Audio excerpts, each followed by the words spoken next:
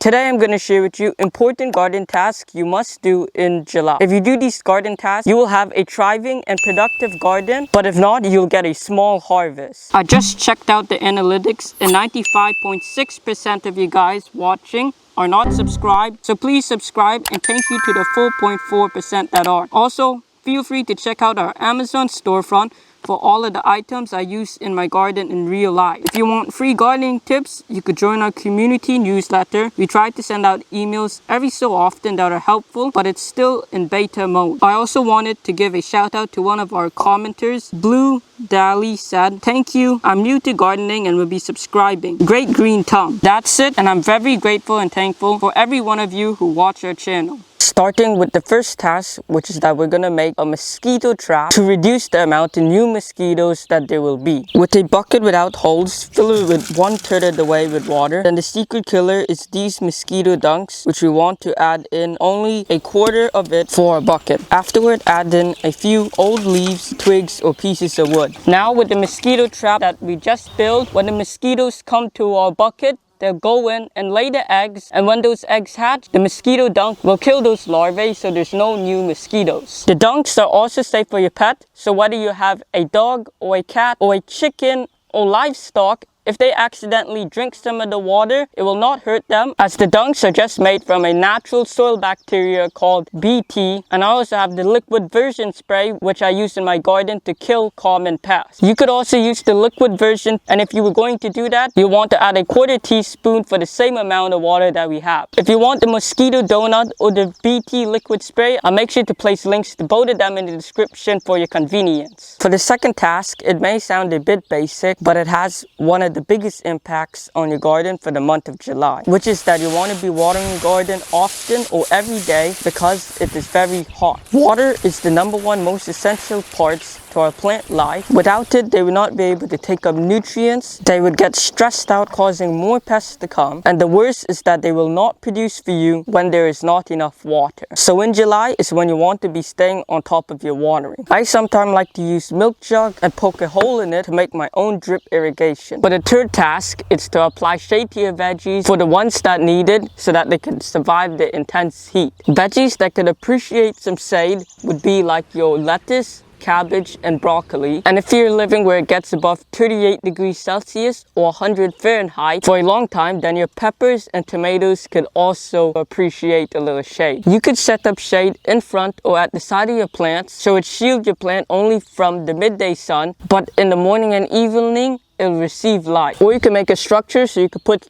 a blanket or some shade cloth over a specific bed or for your entire garden. Task number 4 is to harvest your garlic. Once the bottom 2 to 3 leaves starts dying, or there's only 4 to 5 green stalks left on top, that is when you want to harvest your garlic. You don't want to leave it any longer, as the garlic won't grow anymore. And in fact, if you leave the leaves to get fully brown before harvesting them, all of the outer coating that is protecting the cloves of your garlic will be broken down and your garlic won't store for as long. So that's why it's important to harvest your garlic at the right time, which typically is in July. Another task for us that we're going to be doing for our garlic in July is we're going to be harvesting off the scapes from our garlic, which is the flower stem that is curling around, so that all of the energy goes into producing bigger garlic. The 5th task is to clip your tomato plants to your trellis. And to do that, I like to use these tomato clips which we got off of Amazon. And for the stem that is right here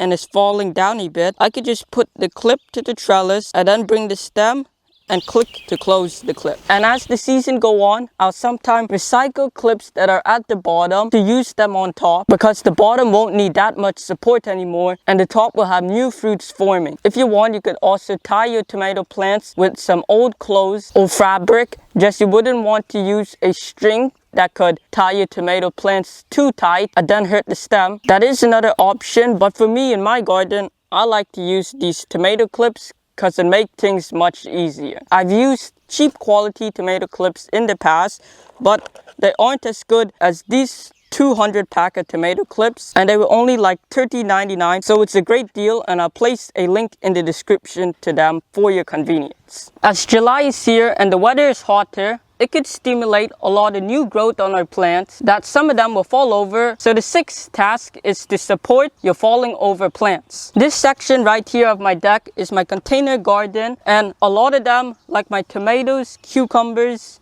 are growing quite vigorously, and some of my tomatoes have some nice fruit on them. But this cucumber plant that is right here is growing all over and grown to other ones. This one is actually much taller, so I got a stick from the forest and I'm going to be using it to support my cucumber plant. And then this guy, pinch this, beep beep beep. And then again with my tomato clips, I use them for supporting my cucumber as well.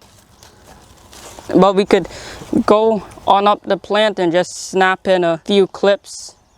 And just like that, my cucumber plant is better supported and growing up. I'm probably also going to have to do the same though for my tomatoes, as it did have a stake when they were this tiny, but now they're all the way up here, so they're going to need a longer stake. The seventh task is that we want to mulch any of the veggies that we didn't mulch in the spring. In the spring, we want to give the soil time to heat up, and in June we might have forgot to mulch our bed. So right now in July is when we want to mulch them ASAP. I did one of my other tomato beds, and while I was doing it, I made sure to pull out some of the weeds, which the mulch will also help to stop from coming up later in the season for August. But I still have this bed of zucchini that I'm going to do shortly. Some of my favorite mulches to use is grass, leaves that has been chopped up by my lawnmower, or straw. For the eighth task, I feel like for a lot of gardeners, or at least myself, I don't ever really feel like, ooh, today I'm gonna plant some flowers. And the reason I feel like is probably number one, they don't produce any food, and number two, because they don't produce any food, then why would I spend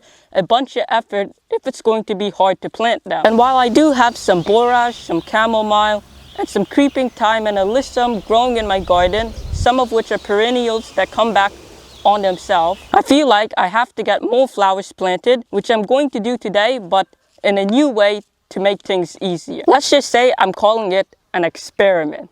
So I got a bunch of different flowers and some marigold that we got from a friend that I'm just going to be scattering throughout this bed and see what happens.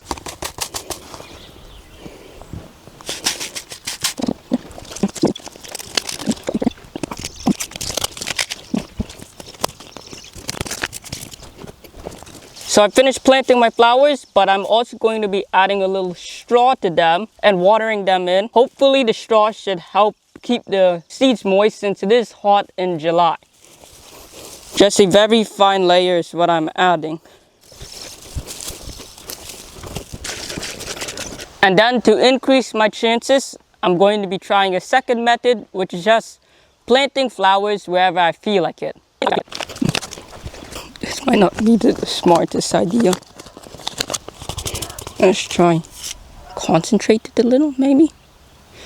Just so it's easier to water. Marigolds, I know, like most certainly go for us. So what about we just do? You know we're gonna get some marigolds growing.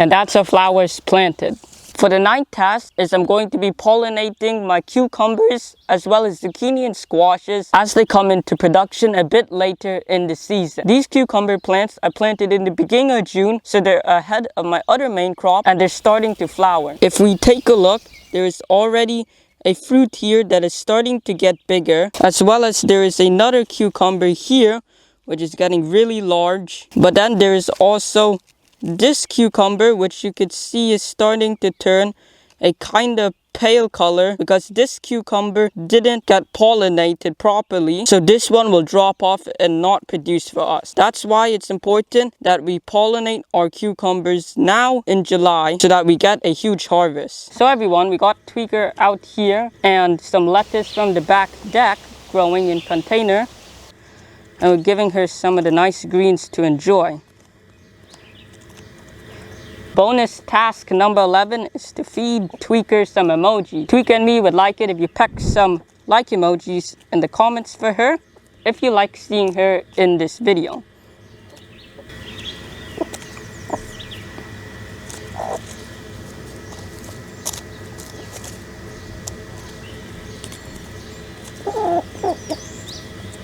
For a bonus 10th task, I'm already starting my fall crop. Depending on where you live, you should already be starting your fall crop. And for us, our first fall frost is in September, and I already got my fall crop started. If you're living where it's warm though, there is still time to plant some more summer crops. So watch this video right over here where my brother will show you the 12 crops to plant in July for a garden full of food, regardless of where you live. Goodbye!